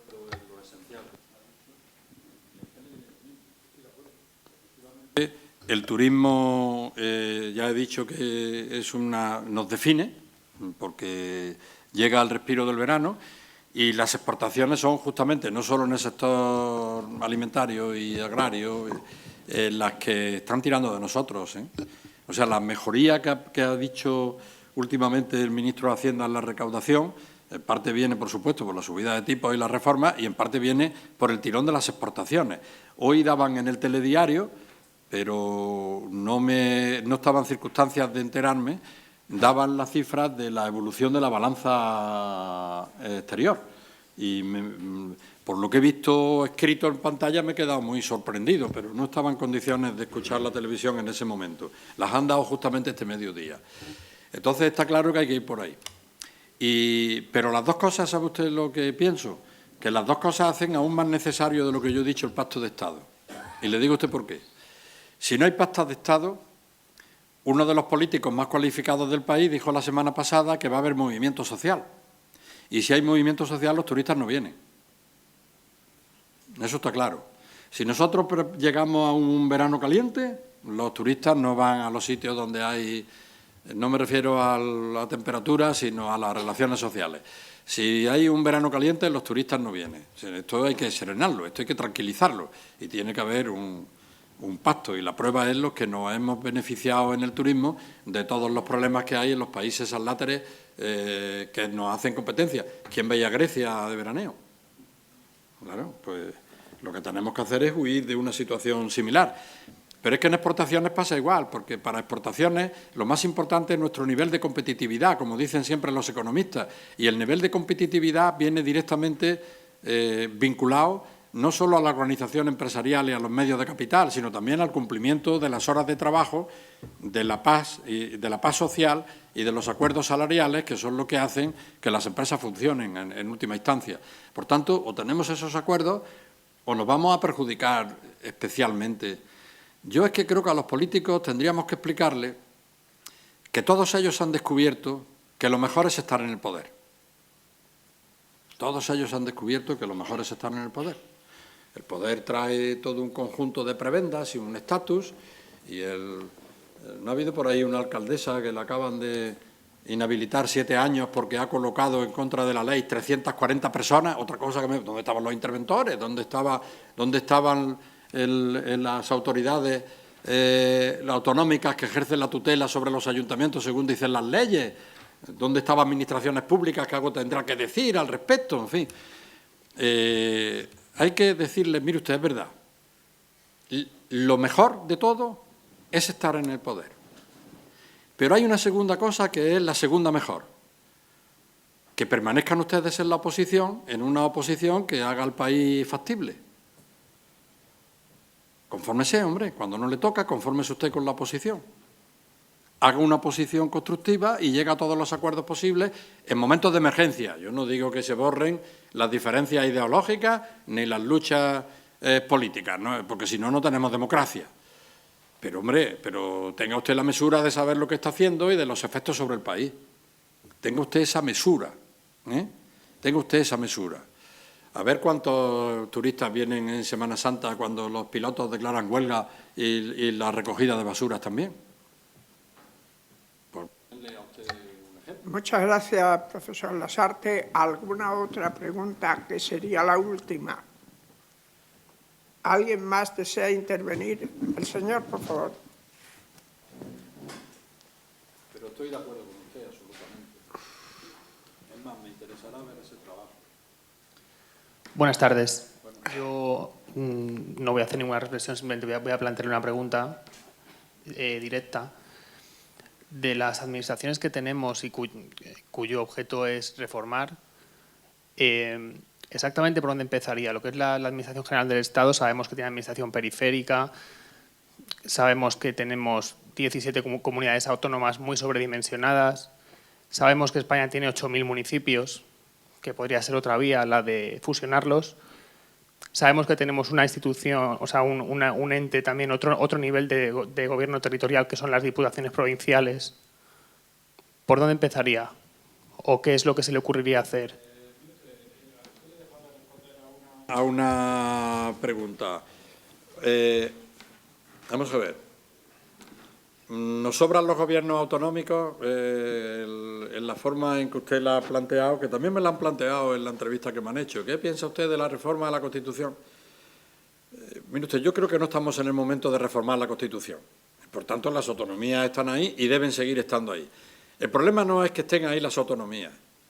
El problema es qué hacen los gobiernos de las autonomías y en qué medida, desde el punto de vista de los intereses de la Hacienda General, las opciones de gasto y los controles de gasto los puede ejercer un cuerpo nacional de una u otra manera. Ese es para mí. Yo le echo mucha responsabilidad de lo que está pasando a ese concepto entusiasta de la autonomía que tuvo desde sus primeras sentencias al Tribunal Constitucional y en particular cuando enjuició la ley de haciendas locales.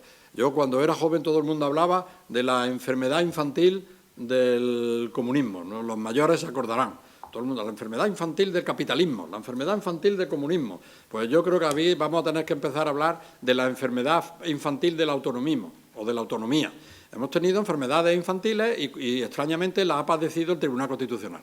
Hay que ver las cosas que dijo, que poco más o menos, que bueno, que un control de legalidad del gasto, eso iba contra la autonomía, porque me está usted contando.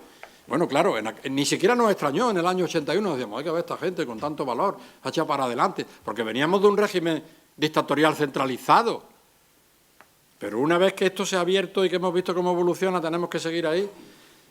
Venga, hombre, esto hay que revisarlo, pero con la actual Constitución. Como abramos la Constitución, nos vamos a tener una crisis económica en una crisis política, porque todo el mundo va a sacar su tema en la Constitución. No se va a limitar al tema de las autonomías o al tema de los... Va a salir todo.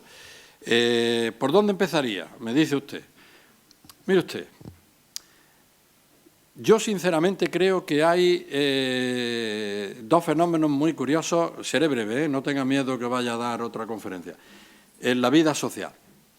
Yo creo que hay dos cosas que solo pueden venir de arriba. Porque si vienen de al lado o de abajo, no le sirven a usted para nada. Que son la luz y la moral. Y el derecho, que va de la mano de la moral, es lo que va después de la moral. ¿Usted cómo lee? ¿Con el fleso debajo del libro o con el fleso encima del libro? ¿Y usted cómo se deslumbra? ¿Cuando la luz la tiene enfrente o cuando la luz la tiene arriba? Si la luz no viene de arriba, para usted la luz es un daño. Y si usted, la moral, no le viene de arriba y baña toda la sociedad, su moral se termina convirtiendo en un elemento contra usted porque es una víctima de todos los desaprensivos que viven en su entorno. Vivimos en unas sociedades en que de arriba no nos está viniendo la luz que no tiene que venir, no nos están viniendo la moral que no tiene que venir, no nos está viniendo el derecho que nos tiene que venir. Estamos medio perdidos, porque no nos viene de arriba y nos tiene que venir de arriba. Aquí, por tanto, lo primero que hay que empezar es dando ejemplo. ¿Usted se ha enterado de las cosas que han pasado en la banca y en las cajas de ahorro? ¿Conoce usted que se haya procesado a los directivos por iniciativa de la Fiscalía General del Estado? Porque yo no lo conozco. Y dice, pero hombre, pero es que aquí no ha pasado nada. O sea, ¿se le puede vender una preferente a un señor que firma con la uña, con el dedo y luego decirle, ¡ay, qué mala suerte, la ha perdido usted! ¿Y no pasa nada? ¿Pueden salir las acciones de Bankia y perder en unos cuantos días el 60%, el 70% de su valor y que se nos diga que es que ese era el valor que tenía el libro, paréntesis, y se nos oculte que los libros eran falsos? ¿Y no pasa nada? Entonces, claro, si la moral y la luz no nos vienen de arriba y el derecho que va después de la moral no nos viene un derecho convincente, aquí estamos todos perdidos. Por eso yo creo que hay que empezar, hay que elegir muy bien por dónde se empieza. Muy bien, muy bien, muy bien, muy bien. Tiene que ser por un sitio en que se vea que es una intervención que pretende sanear y controlar. El castigo es lo que menos me interesa en este momento.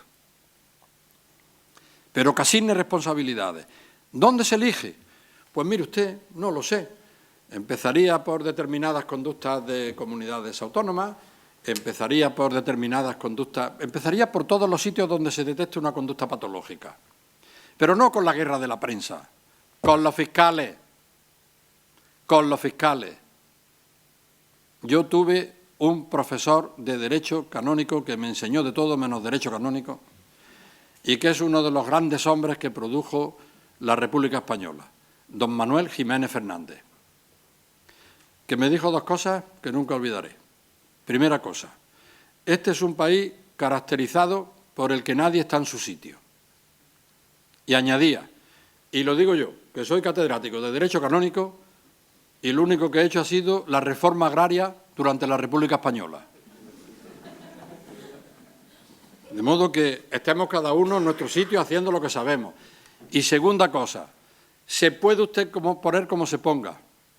Si no tiene usted jueces y fiscales, cuando el país entra en una mecánica de deterioro, usted no lo arregla. Él quería jueces y fiscales contra la dictadura de Franco. Porque, claro, él fue uno de los represaliados. Lo que yo no comprendo es cómo lo dejaban decir las cosas que decía en clase y explicar las cosas que no se explicaba en clase. Fue el que menos canónico me enseñó y el que más me enseñó. Y yo os digo ahora igual. Yo, cuando leo los periódicos por la mañana, mi pregunta no es hay que ver esto es lo que han hecho. Mi pregunta es, imagino que el fiscal estará ya actuando, imagino que el señor juez lo recibirá esto y empezará con unas actuaciones rápidas y diligentes y esto se acabará. ¿Ha visto usted una de las últimas condenas estas de Convergencia y Unión? Sumario, 9 años. Pero hombre, ¿pero qué me está usted contando? ¿Usted cree que esto es una reacción? ¿Usted cree que esto es una reacción del derecho para sanear la vida social? Es que, claro, entonces, ¿por dónde empezaría?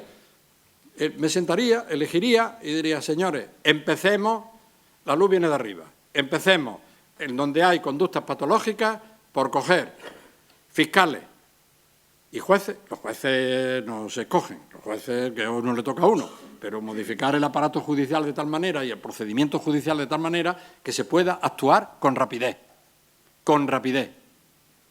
Y la prueba que parte del descanso que tenemos en lo que está pasando es que hay unos cuantos escandalosos asuntos que están en manos de jueces que siguen adelante.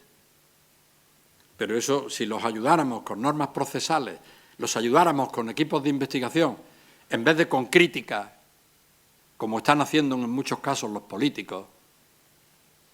¿Usted ha oído las cosas que se dicen en Cataluña de los jueces que llevan temas vinculados con Convergencia y Unión? ¿Y ha oído usted hablar de la jueza de Sevilla que lleva los ERE? ¿Y ha oído usted hablar de los jueces que llevan los temas de Valencia y de los de Baleares? Claro, si es que ese es uno de los problemas que tenemos. Esto hay que sanearlo y nos tenemos que convencer. Hay que hacer actuaciones selectivas que nos indiquen a todos que hay que entrar por un camino de cumplimiento del derecho, de restricción de las conductas arbitrarias y de sometimiento a los procedimientos legales establecidos y, al mismo tiempo, corregir esos procedimientos y corregir esas normas para que no sea posible el que se produzcan fenómenos como esos. Porque a mí, que a una alcaldesa que ha contratado contra el derecho 340 personas, todo lo que se le diga es que se vaya a su casa y que no puede tener, que tiene inhabilitación de cargo público, me resulta escandaloso. Porque a mí me ha metido en el presupuesto 340 personas. Entonces tendremos que modificar también el Código Penal, ¿no? Vamos, digo yo. Es decir, que hay que hacer normas y conductas que sean, que lleven a la sociedad al convencimiento de que aquí se va a operar. Como no se haga con un pacto de Estado, ¿para qué va a servir? Para arrojarnos unos a otros el juez y el fiscal a la cabeza. Ese es un tema. Allí hay otra pregunta. No, solo es una frase. Ah.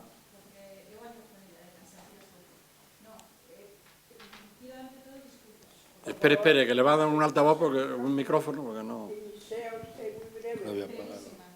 Y lo primero, pedirles disculpas porque yo creo que yo no tengo el nivel que tienen todos ustedes. O sea, yo voy a hablar, si quieren, desde el pueblo este abundante que tenemos por aquí, ¿no? Bueno, solamente una cosa. Aparte de todos estos comentarios, digamos, macroeconómicos y tal, yo vengo pensando que en cada uno de nosotros también tenemos mucho que hacer. Por ejemplo, ahora estamos hablando de la intervención de fiscales, de jueces. Yo, por ejemplo, estoy observando que en general el sistema judicial tendría que también ser un campo que requiere una reestructuración e intervención. La falta de moral, por ejemplo, de los abogados. Porque, claro, uno quiere llevar no sé qué cosa a juicio, ¿no? Pero es que resulta que depende de un representante con muy poca moral.